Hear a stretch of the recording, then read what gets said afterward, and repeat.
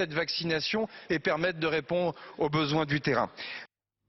Allez, une vaccination de toute urgence, un protocole sanitaire qui était demandé par certains éleveurs depuis cet été. Professeur François Schelcher, bonsoir. Vous êtes enseignant-chercheur en pathologie du bovin à l'école vétérinaire de Toulouse. Alors, une première question, on vient d'entendre le Premier ministre, une accélération de la stratégie vaccinale peut-elle empêcher une épizootie? Bonsoir madame.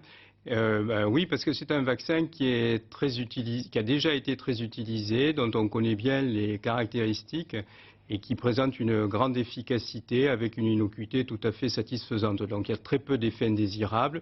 Le résultat global, si vous voulez, c'est un rapport bénéfice-risque qui est excellent pour ce vaccin.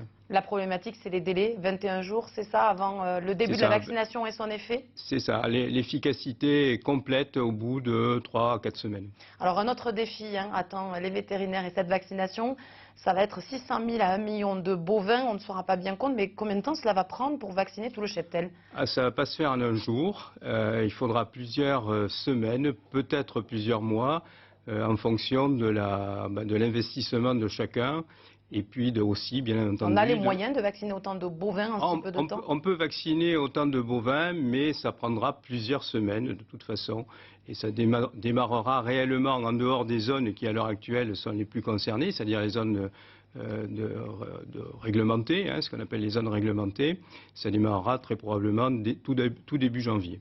Alors les scientifiques et les vétérinaires, on vient d'en entendre beaucoup parler, préconisent l'abattage systématique du troupeau dès le premier cas. C'est l'objet de la colère de nos agriculteurs aujourd'hui. Pourquoi faut-il euthanasier les animaux sains? Expliquez-nous.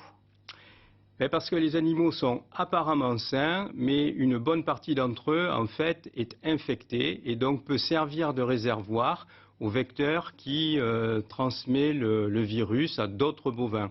Donc le fait de dépeupler, donc d'abattre l'ensemble des animaux d'un cheptel, permet effectivement d'une part de supprimer les sources les plus évidentes, celles pour les animaux qui ont des symptômes, mais également de supprimer ce réservoir occulte, inapparent, mais qui présente un danger pour les autres. Vous êtes donc favorable à cet abattage systématique. On sait que vous allez faire partie, je crois, du comité scientifique de réflexion pour faire peut-être évoluer le protocole.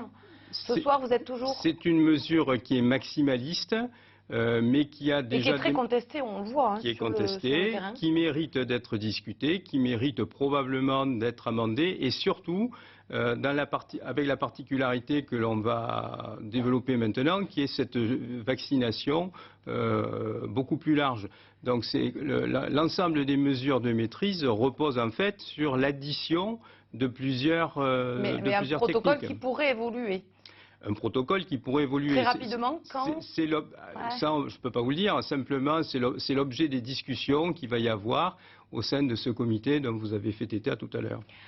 Professeur François Schelcher, merci beaucoup. Je rappelle que vous êtes enseignant-chercheur à l'école vétérinaire de Toulouse. Merci, madame.